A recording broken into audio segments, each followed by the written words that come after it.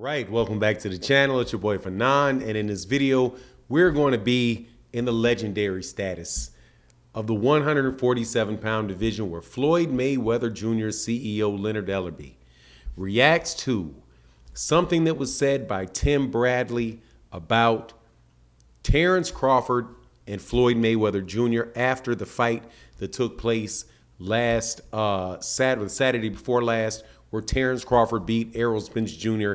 in the mega fight that we'd all been waiting for. Leonard Ellerbe didn't take too kindly to what Tim Bradley had to say and actually made a statement about the comparisons being made between fighters and how it really is a way to steal the thunder and the credit away from the fighters that are fighting right now. I'm going to give you my insight on it, but also let you know what each one of these guys said. Let's talk about that in this video.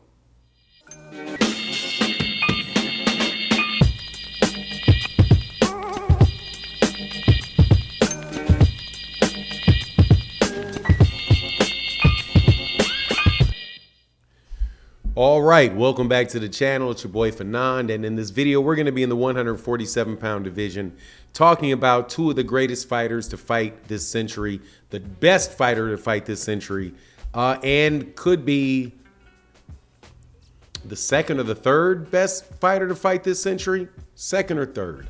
I'm having a hard time figuring out where he fits, but that is Floyd Mayweather Jr. and Terence "Bug" Crawford. Now, before I get into the details of it, let me welcome you back to the channel.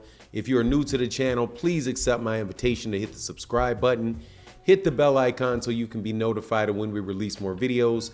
And if you're a longtime subscriber and supporter of the channel, thank you so much for your continued support. It really does make a gigantic difference to the channel. But let's get into this.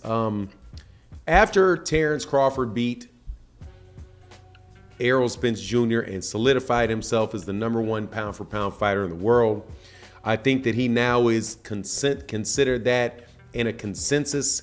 I don't know too many people out there saying that it's Monster Inoue or anybody other than Terence Crawford.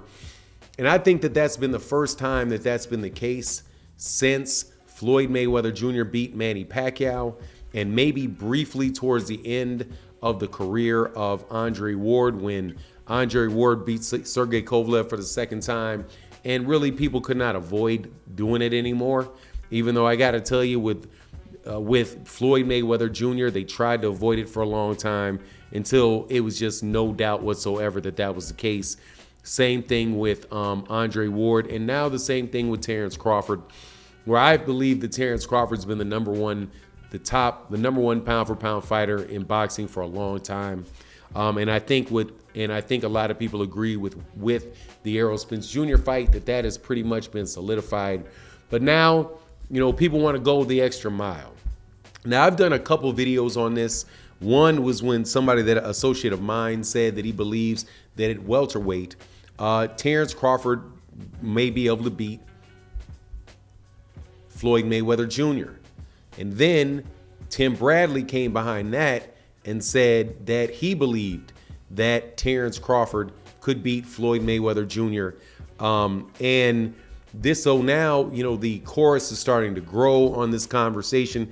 And Leonard Ellerbe, who's the CEO of Mayweather Promotions and one of the best business minds that there is in the sport of boxing, I don't understand why people don't give that man his respect, especially when they act like, you know, all these other people deserve their flowers and deserve their respect. But for some reason, Leonard Ellerbe, who has been one of the most successful CEOs of a promotional company this century for sure, and has been a part of the biggest fights that have been made in boxing, with his association with PBC and Floyd Mayweather Jr.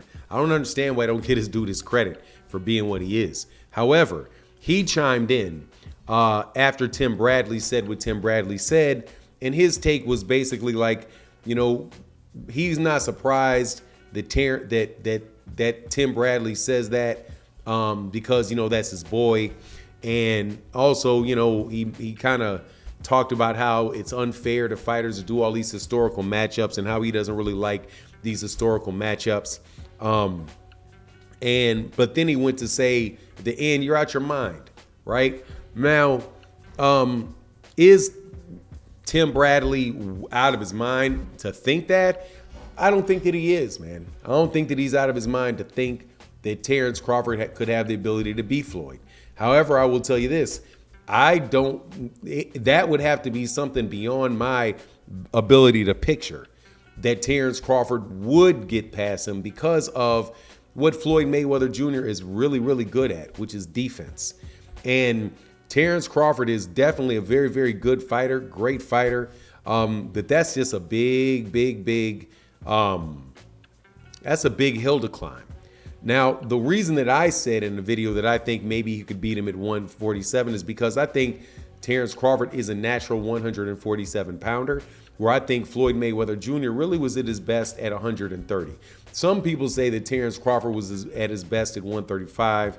I don't know, man. He looked good at 135. He looked at 140. Looked good as a fighter at 140. Looks good at 140. Looks good at 147. And it appears that as if he is going to move up to 154. So what is that? 135, 140, 140 to his fourth weight division. And you have Floyd, who I do believe came from 126 to 130 to 135 to 140 to 147, all the way up to 154. So the weight advantage is a little bit in it, in the favor of Terence Crawford, the height and the length. But let me tell you something, man. That dude, Floyd Mayweather Jr., ain't no joke. Now, as far as this conversation about, or the notion that, it's irritating to have people do these comparisons, these historical comparisons, well, Floyd Mayweather Jr. really benefited from that as well. And a lot of people talked about what he would do with Sugar Ray Robinson, what he would do with Sugar Ray Leonard, what he would do with these other fighters. Now, Floyd, for his part, talked about this a little bit in the interview that he did with Fight Hype, where he talked about how all these fighters in the past are compared to Floyd, and all these fighters in front of him are compared to Floyd. And I mean, I do think that this is the first time where you've had a really excellent fighter in the same weight division that's getting this comparison to Floyd. And I do think that is a statement, about Floyd Mayweather Jr.'s greatness. And as time goes on and Terence Crawford kind of wanes, his career wanes, and there's a new guy like Jaron Ennis that comes up, or after Jaron Ennis, another person, I think that really is what you'll see out of Floyd Mayweather Jr. And the real lasting power of his career is that everybody after him will be compared to him for decades and decades and decades to come.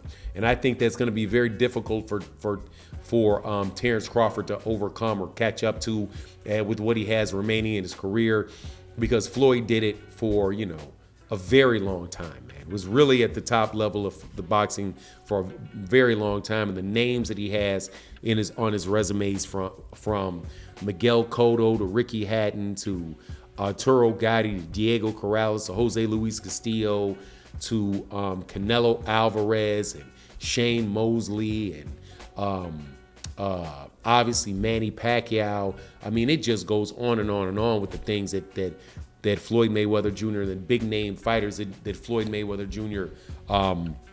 Has beaten. So that's going to be a tough thing for him to catch up historically to that. But as far as the matchup itself, we'll never know, really. But, I wouldn't, if that thing could happen, I wouldn't write Terence Crawford off of that. I think Terence might be his toughest fight, period. Yeah, but it is what it is, I can understand why Leonard ELLERBE would say they out of their mind, because Leonard ELLERBE's in the gym with him all the time and knows what Floyd Mayweather really can do. But anyway, that's my take on the matter. You let me know what you think in the comments section. And with that, I'm out. Peace.